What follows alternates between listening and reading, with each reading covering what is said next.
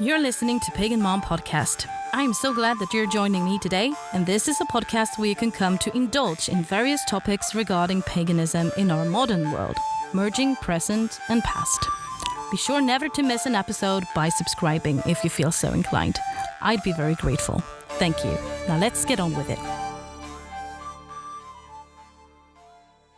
Hello, all you beautiful souls, and welcome back to another episode. This is your host, Pagan Mom, the Modern Vala. In today's episode, I thought I'd share with you some of my unpopular opinions.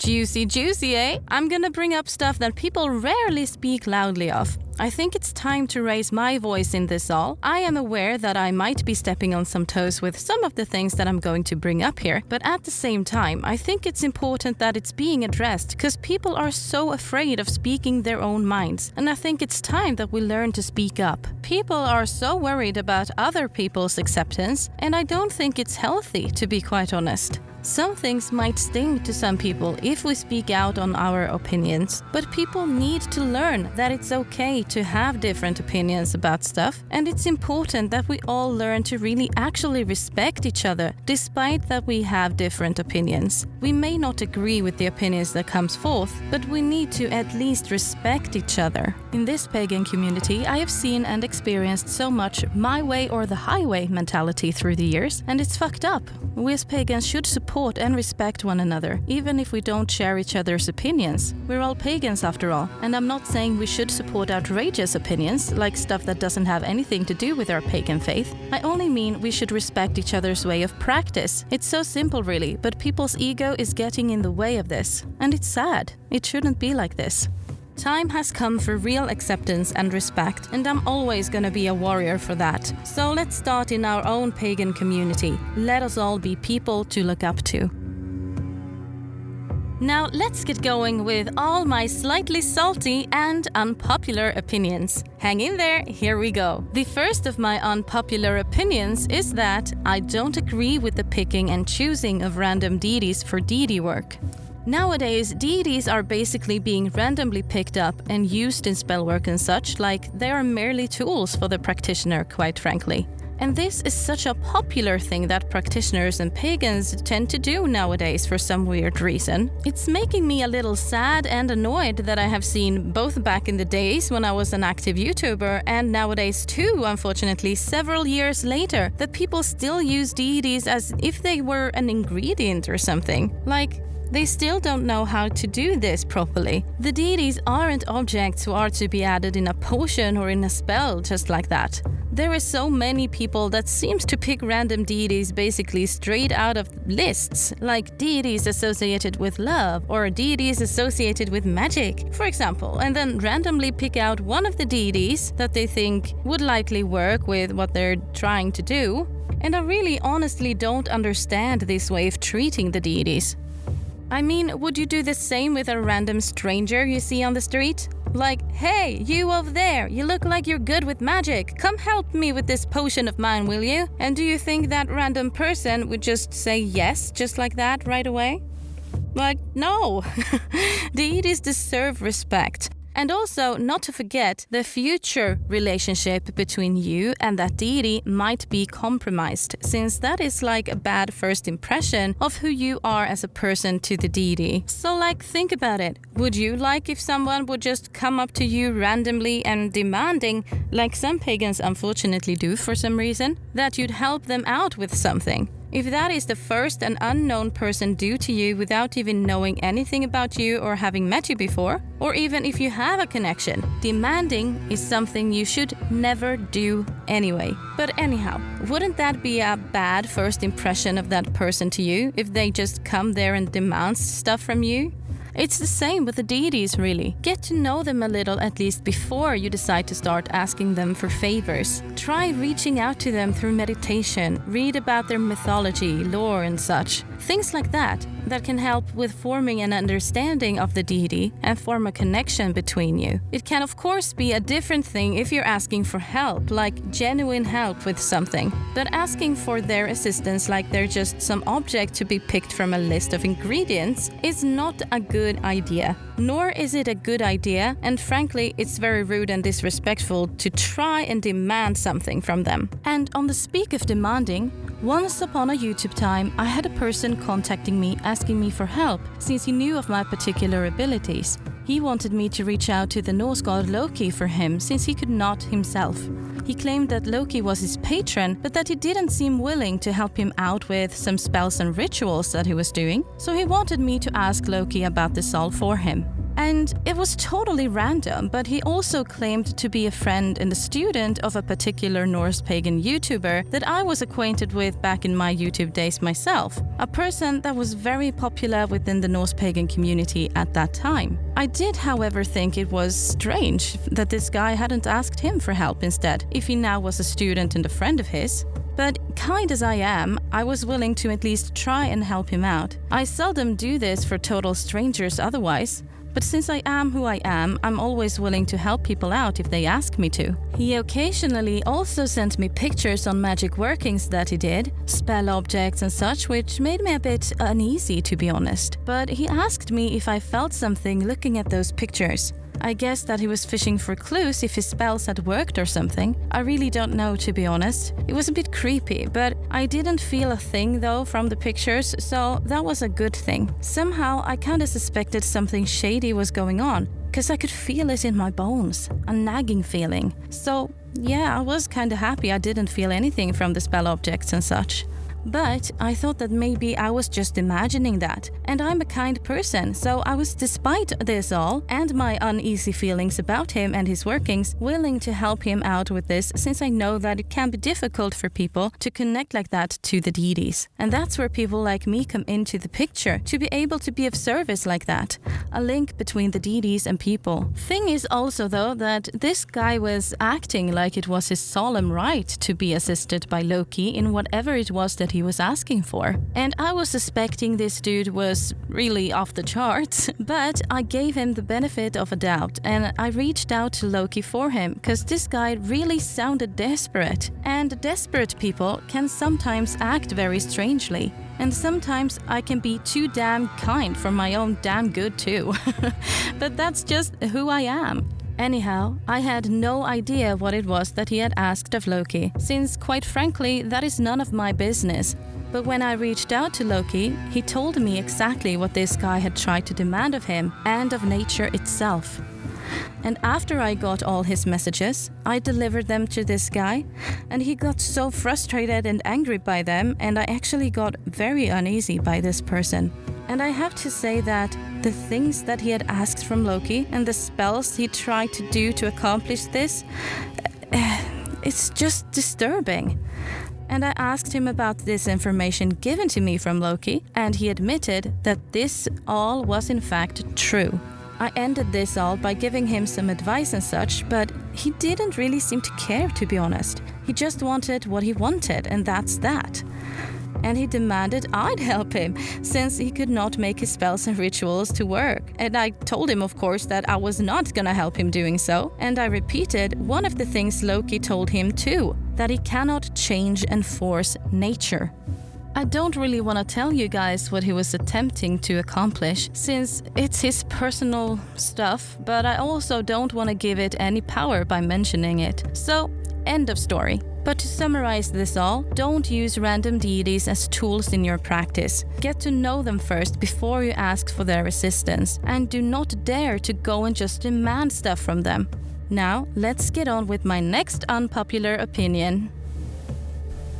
And that is that I don't mind paganism and witchcraft being trendy. I don't really care if it is or not, to be honest. It comes and goes in peaks through the years anyhow. But I know there's so many pagans, and especially we who practice the craft in some way or form, who absolutely hate that witchcraft and paganism in all of its forms has become so trendy. Especially those who has been in it for a long time tend to hate it the most. They are used to their craft and community being secretive and hidden, and that being a practitioner is something that's special about them. and it's an identity for them. They like to keep that sense of mystery to themselves.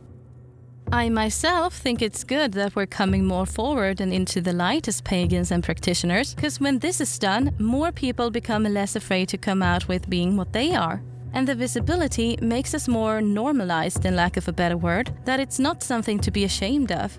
And it's not really fully socially acceptable in this time and age to be pagan or a practitioner of the craft, and I don't think that it will ever be, to be quite honest. But the more of us we are and the more we become, the more visible we become, and with the help of social media in different forms, for example, it can contribute positively in that we are becoming more daring and open about our spirituality. And that can make us feel like we don't need to hide, feel ashamed and such for being who we are anymore. It contributes that we as pagans get the courage to show who we are more openly. The visibility can in turn then also lead to that we can find like-minded people to connect to, either in real life or on platforms on the internet, such as Instagram, Discord, Facebook, Pods and YouTube and such things. Because sometimes it can feel rather lonely if you don't know any fellow pagans, and it's always fun to share experiences and learn from one another, in my opinion. It's very valuable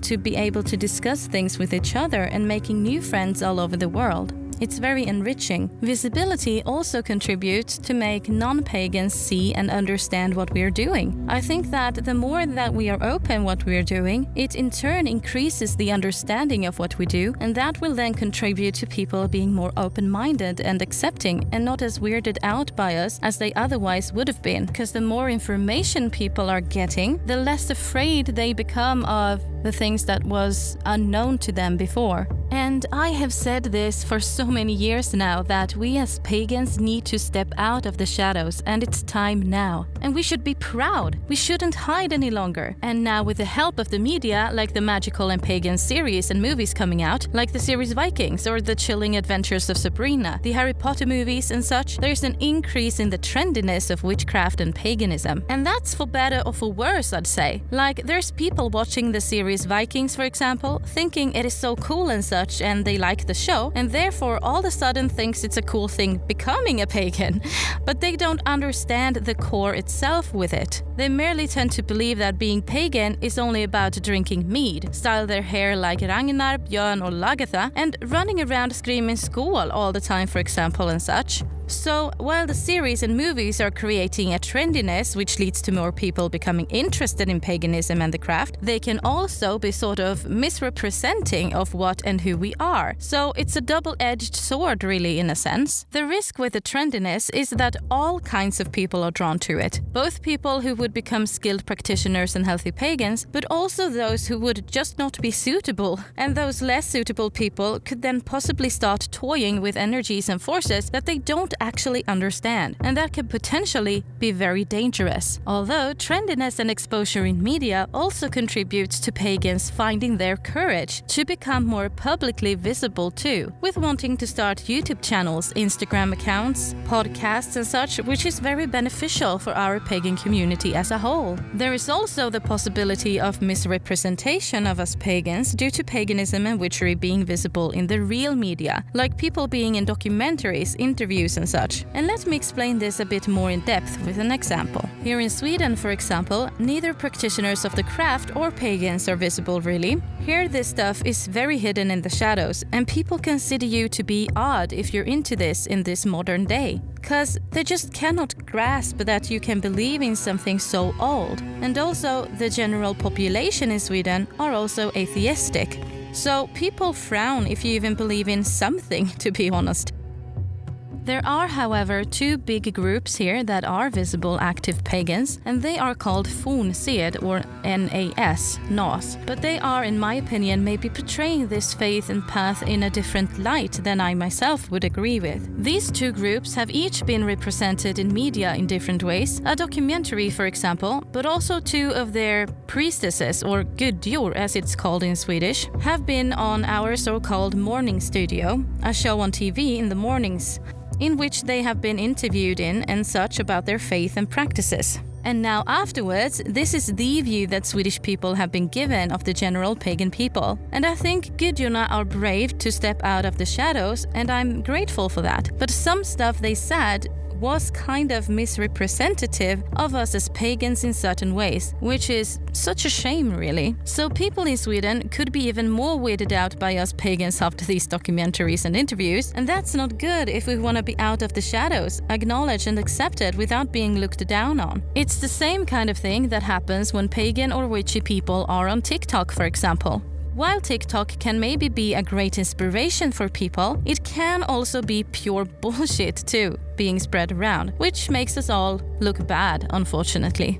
But to go back to the pop culture side of the media, the hype that these series and movies create makes the supermarkets to start to sell witchy stuff like sage and crystals to make a profit from it. Because they see an increase in these kind of interests and they are all about the money. And a couple of years ago, it was this beauty store called Sephora that started to sell these so-called starter witch kits from a brand named Pinrose, which included a bundle of white sage, some crystals, a tarot deck and some little perfumes or oil bottles.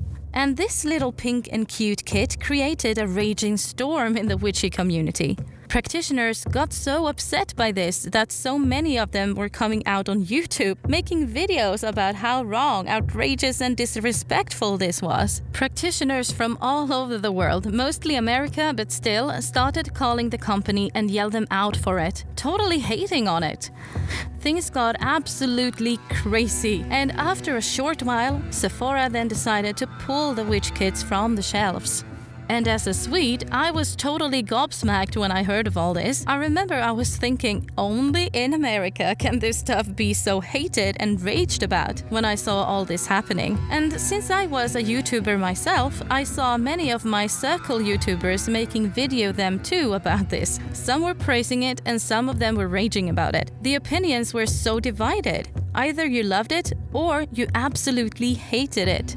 And I'm a little torn myself in this question, to be honest. It's easy access for those people who maybe don't have a witchy shop nearby where they live, and it's cheap for those who wouldn't have the finances to buy witchy stuff from exclusive witchy shops, and those who are careful spenders.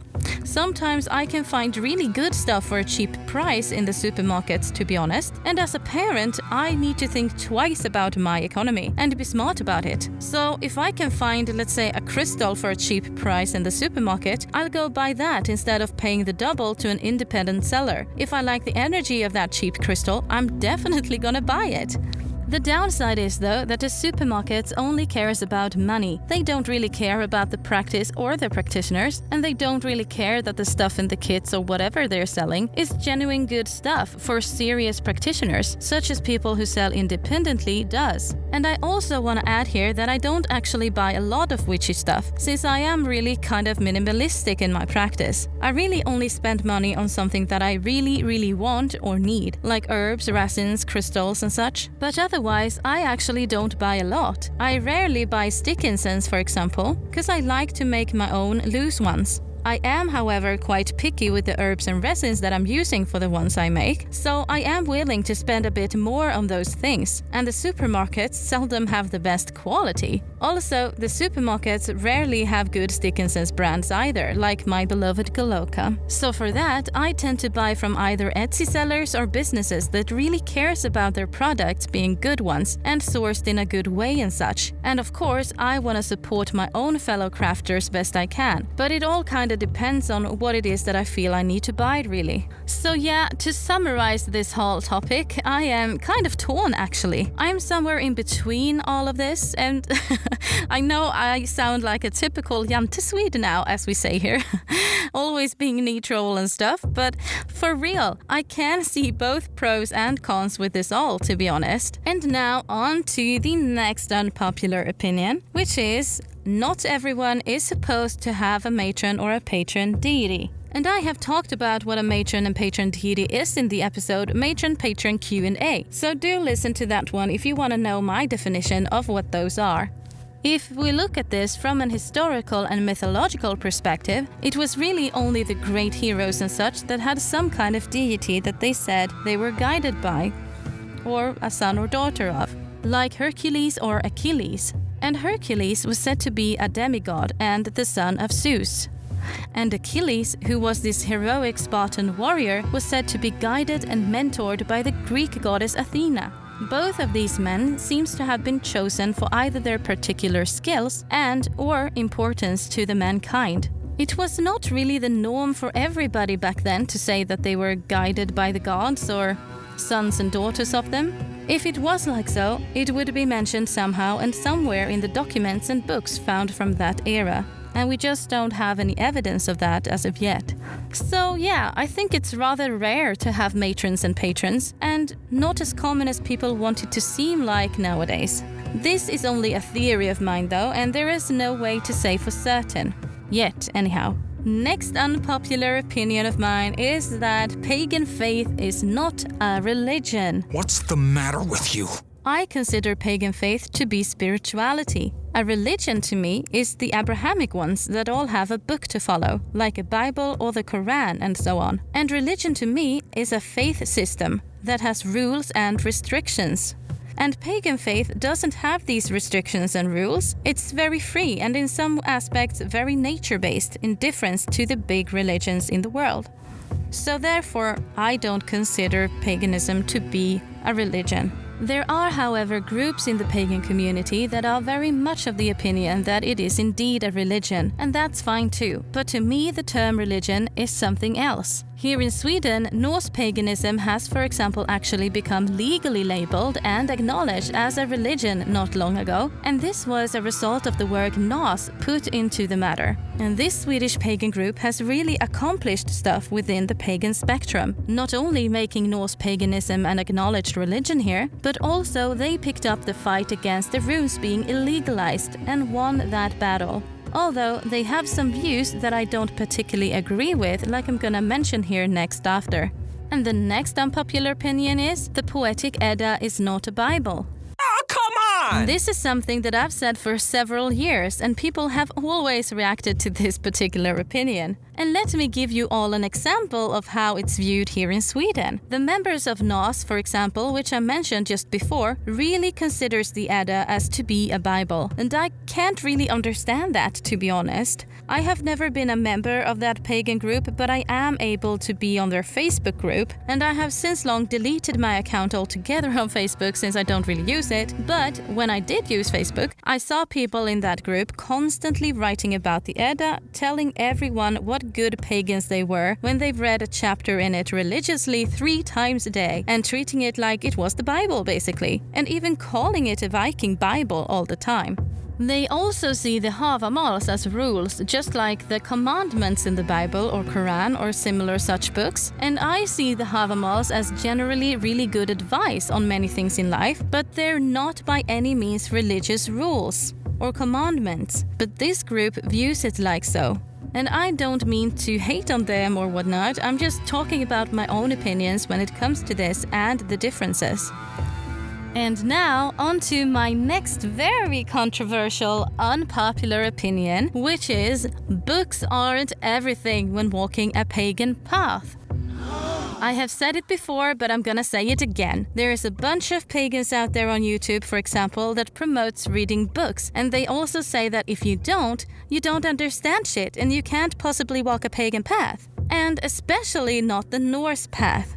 It's a faith which you really need to study a lot for, they say. But what I wanna ask them is, do you think the old Vikings sat there in some kind of library and read books about their faith and the gods?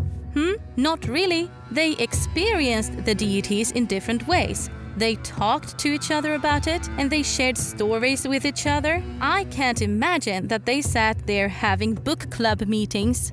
So, in other words, I am of the opinion that you don't need to study as if you're studying in the university, like you're gonna write a paper or something. Only reading tons of books all the time is not a good thing. Am I against studying through books though?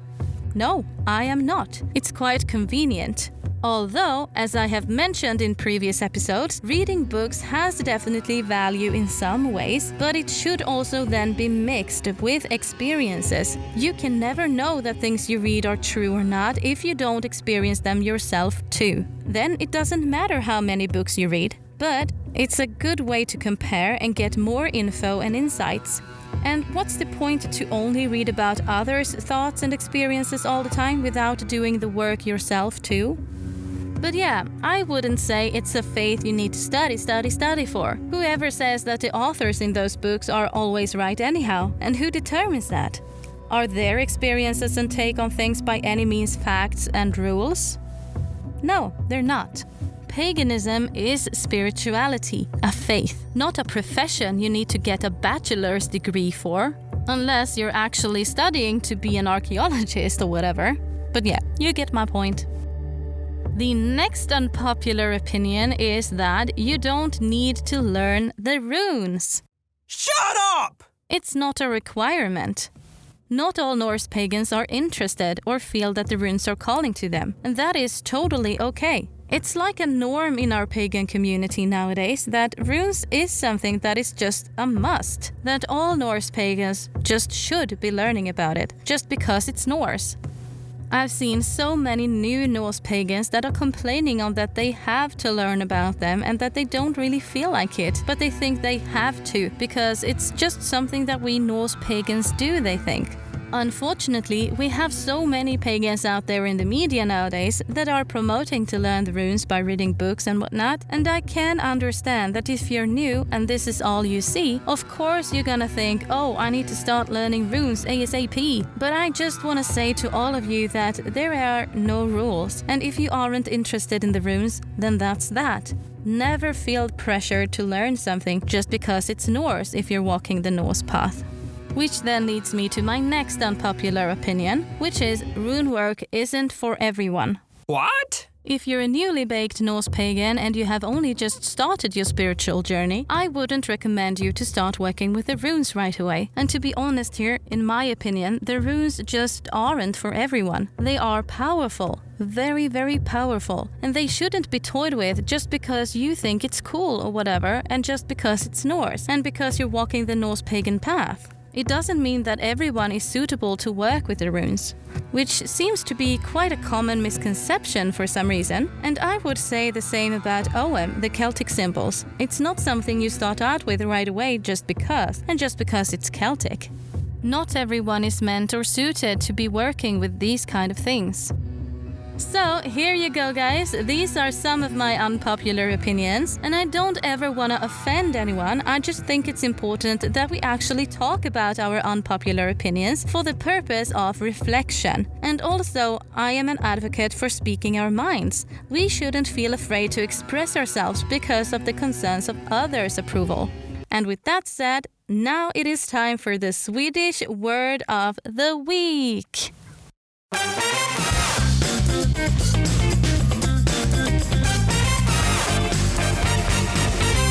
The word is a bit trickier this week, and it is utesitta, or utiseta, as it's called in Old Norse. Those words sound very similar, right? Some words are still kind of the same today as it was so long ago, which is fun. So what does this word mean then? Well, it means to sit outside. And it's a word for a certain type of meditation where you sit outside during the night. The practice is also referred to in the historical sources as sittja och haugi, which in Swedish means sitta högt or sitta på en hög, which in English is sit highly or sit on a pile.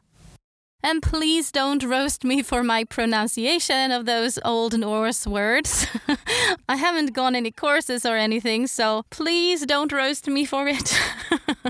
I tried my best. But now the time has come to end this episode, and I hope that you guys have found it interesting and maybe it has made you reflect a bit yourself on certain things, which is all I hope for. By no means is anything I say rules or facts, and I don't mean to offend anyone who has other opinions. These are just my own opinions, and I hope you guys understand that it's okay to have different opinions than others. All I hope is for people to be able to respect them. And now I want to say a special thank you to my patrons on Patreon, Anthony from the pod Two Pagans and podcast. I'm honored to have you on board my longship, and may we long sail together. Bye for now, everyone. See you next week, and lots of love to you all.